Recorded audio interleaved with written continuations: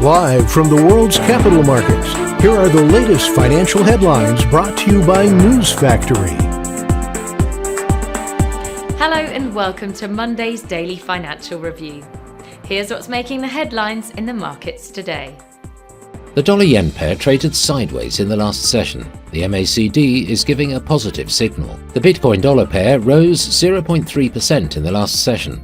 According to the Williams indicator, we are in an overbought market. The Aussie-dollar pair traded sideways in the last session. The RSI is giving a positive signal. The oil-dollar pair made a minor downwards correction in the last session, dropping 0.2%. The ROC is giving a negative signal. Coming up, the choices from our chief analysts for today.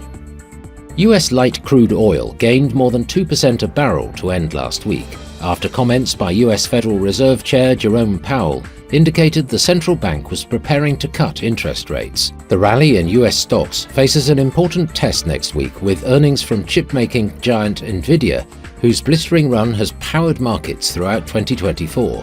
The S&P 500 has pared a sharp drop it suffered after US economic worries contributed to a sell-off at the beginning of the month. The dollar fell and sterling rose to its highest in more than 2 years on Friday, after Federal Reserve Chair Jerome Powell gave an unambiguous signal that the long-anticipated US interest rate cut would come next month.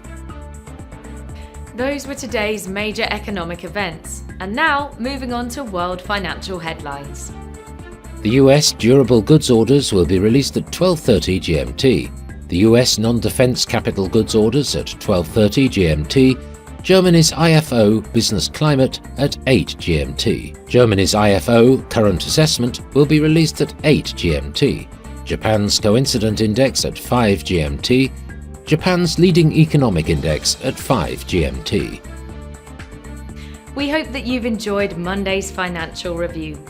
On behalf of all of us here, we wish you a productive trading day. Be sure to join us tomorrow morning for the latest news and events from the financial markets.